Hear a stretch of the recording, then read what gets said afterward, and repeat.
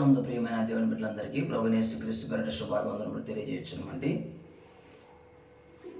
యెషయా గ్రంథము 21వ అధ్యాయము 11 నుండి 12 వచనాలు చూసినట్లయితే, కావలివాడ రాత్రి ఎంత వేలైనది, కావలివాడ రాత్రి ఎంత వేలైనది, కావలివాడు ఉదయమునగును రాత్రి అగును, మీరు విచారింపగోరిన ఎడల విచారించుడి, మరల రండి అనుచున్నాడు. నీవు కావలివాడవు, నీ బ్రతుకులు ఎంత వేలైనది. ఒక సంవత్సరం గడిసిపోయెను, మరియు నూతన సంవత్సరం వచ్చెను.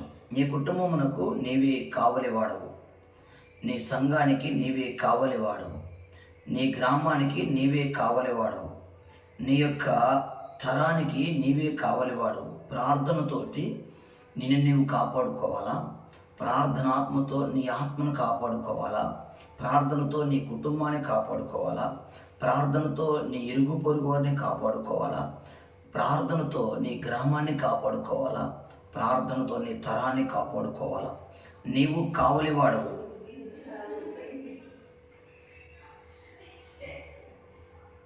నీ కుటుంబమునకు నీవే కావలివాడవు.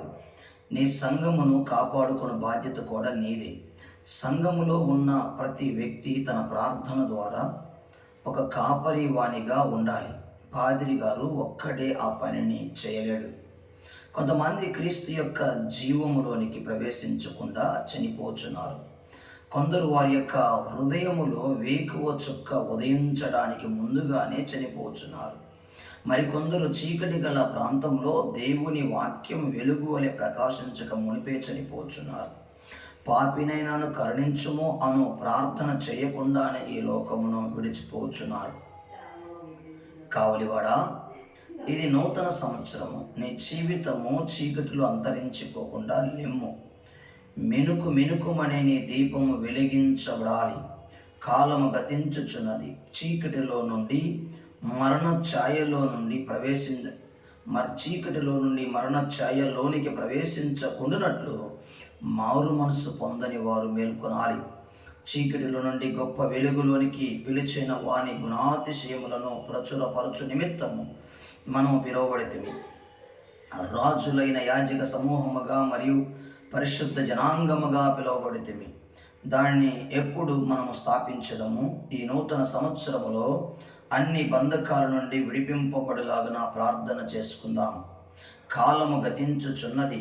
కావలివాడా, రాత్రి ఎంత వేలైనది. నీ రాత్రి అయిపోయినదా?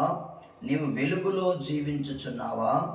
నీ పిల్లలు పెద్దలకు విధేయత చూపులాగున దేవుడు మాత్రమే ఇచ్చు దీన మనస్సు అను వస్త్రమును ధరించుకొనుచున్నారా? దేవుని నానా విధములైన కృపల విషయమై తల్లిదండ్రులు మంచి గృహ నిర్వాహకులై ఉండవలెను. నీవు ఎవరితో కలిసి ఆరాధించుచున్నావో ఆ సంఘమును నిర్లక్ష్యము చెయ్యకము. నీ జీవితములో మరి ఒక సంవత్సరము ఇందుకొరకే పొడిగించబడిను. దేవుని మంచితనము నిన్ను మారు మనసులోనికి నడిపించుచున్నది. కావలివాడా, మేల్కొనము. యేసుక్రీస్తు అనుగ్రహించు కృపయందు జ్ఞానమందును వృద్ధి పొందుము.